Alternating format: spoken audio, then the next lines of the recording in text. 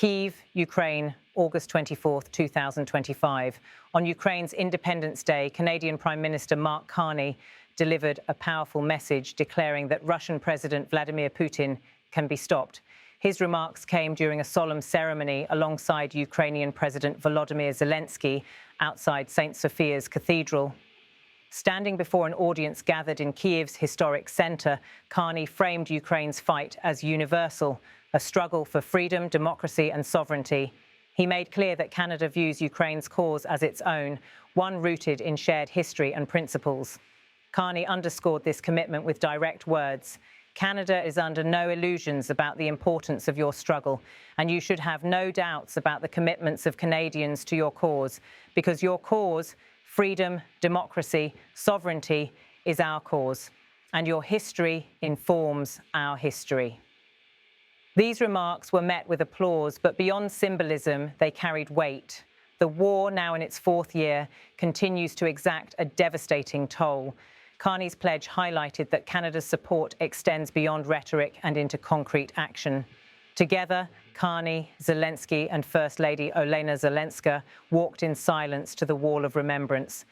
There, they laid flowers for Ukraine's fallen soldiers, a reminder of the immense sacrifice underpinning the country's struggle for independence.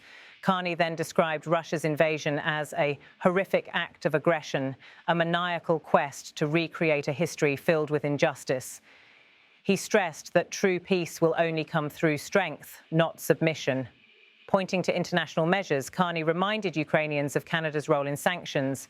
He noted that following Zelensky's attendance at the G7 summit in June, Canada joined allies in sanctioning thousands of Russian entities and foreign enablers while banning key imports to choke Russia's war machine. Carney's words grew sharper. Vladimir Putin is not Mikhail Gorbachev. He brings darkness, not glasnost. He seeks empire, not perestroika. Putin has broken his word repeatedly, from Minsk to this morning. He menaces your skies, threatens your cities, destroys your fields, and has stolen your children. Yet Carney insisted that Putin is not unstoppable. Russia's economy is weakening. He is becoming more isolated, and our alliance is hardening, more effective, more determined, more united. He also applauded what he called the transformative leadership of US President Donald Trump in opening space for potential peace. Carney emphasized that peace, once achieved, must be secured. We cannot simply trust and verify. We must deter and fortify, he said, stressing the importance of strengthening Ukraine's military, reinforcing Western coalitions, and ensuring that Russia can never again threaten Europe's freedom. Turning to reconstruction, Carney pledged that Canada would stand alongside Ukraine. When peace comes, we must rebuild your cities, expand your industries, develop your resources, and create the foundations for prosperity. And when that day comes, Canada will be there.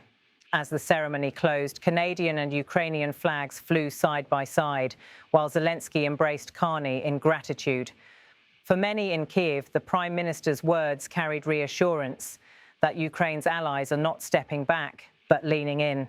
On a day marked by remembrance and resilience, Carney's visit sent a clear message to the world. Vladimir Putin can be stopped, but only through unity, strength and unwavering resolve. Слово має прем'єр-міністр Канади Марк Карні. Good morning, Mr. President.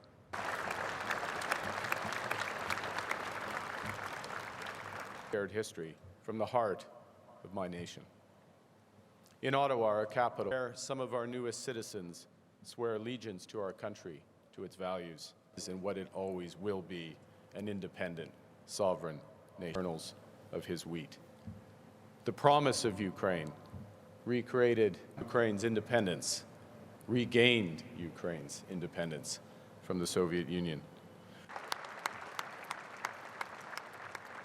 To help build your military capacity and have welcomed over 300,000 displaced Ukrainians to Canada. That over $1 billion of that support will be used to strengthen your arsenal with urgently needed drones. Slava Ukraini et vive le Canada!